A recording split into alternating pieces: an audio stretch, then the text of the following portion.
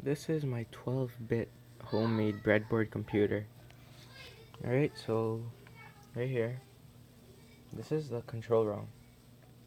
Okay, so this is what controls the entire computer. Control ROM right here. Okay, up here we have the program counter. So I'm using 374 161s. That makes a 12-bit program counter. Right beside here is the clock, so we could set it to manual, auto, push it, or it reuses RC inverter thing to make a clock generator. Here we have some decoding logic. Here we have the T-state counter, more decoding logic, so like nots, ands, ors, that kind of stuff. Here's a display for the T-state counter, which is right here. Moving over, we have a comparator. I'll get to more of that later. Here we have some more comparing logic. Yep, and we have a C register, and that's connected with the comparator, and I'll get to that later. Here we have more decoding. So this is instruction decoding right here. Under that we have the instruction register. So whatever's in here feeds into here. This decoder also feeds into the control ROM. Also, I forgot to mention the T-state counter also feeds into the control ROM through these wires. Right, so that's how the control ROM gets its information to do whatever. It's from the instruction register and the T-state counter. Moving up here, we have the A register, and now I'll get to the comparator and the C register. So A register is right here, connected all the way here with the comparator. C register is also connected to the comparator. So A and C registers could compare. Now we get over here. So this is the B register and the A register, ALU. A register feeds into the ALU. B register also feeds into the ALU. So the A and B could be used for arithmetic things, and the A and C register are used for comparing things, like comparing if equal. Here we have the flag register. So the green one is to indicate compare if equal.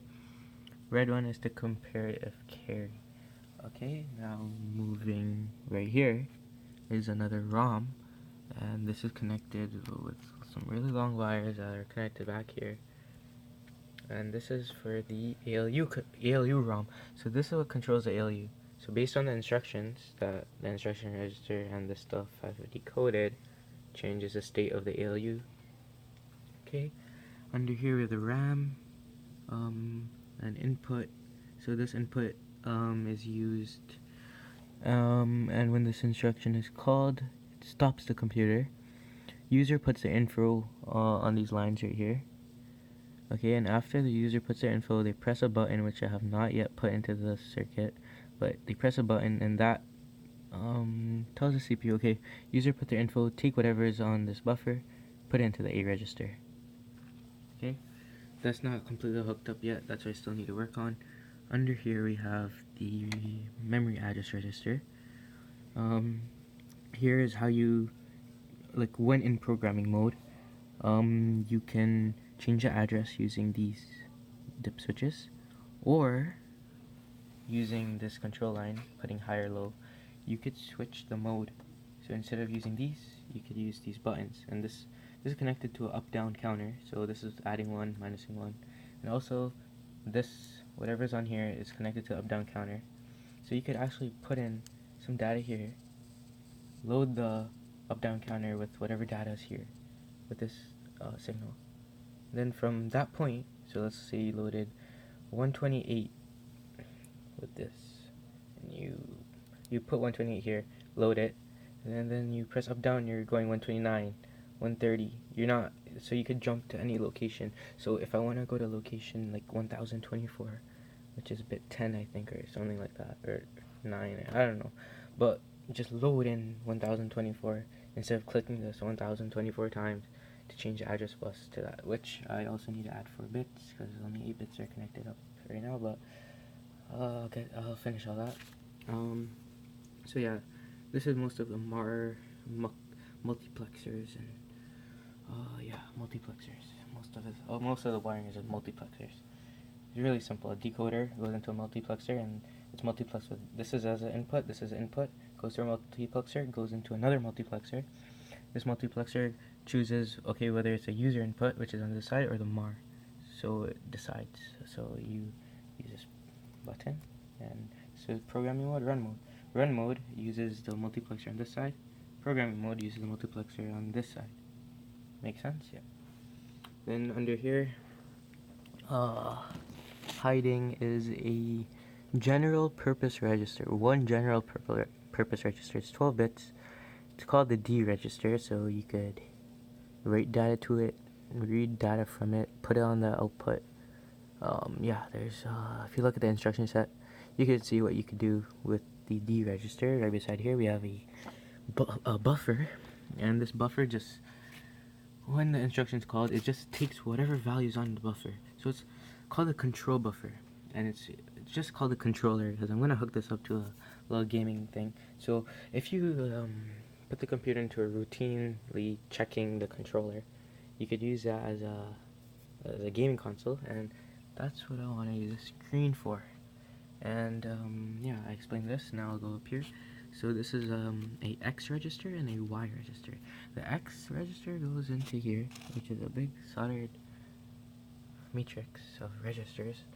So this controls the X-axis, which is X-axis is 8 bits wide, and the Y register right here controls the Y-axis, which is 4 bits.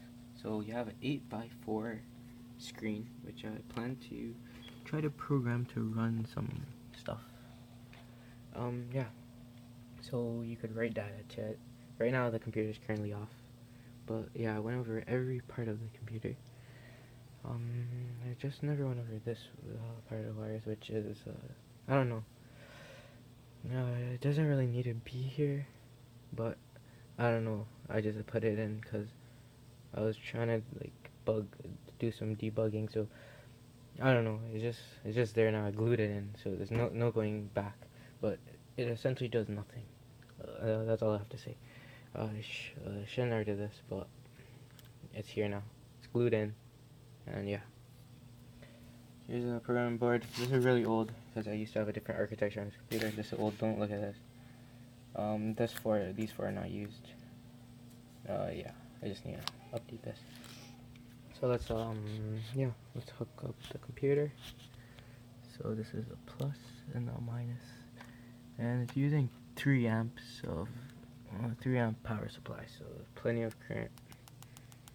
And let's see, whatever is in RAM right now is gonna run. So let's switch it back into programming mode.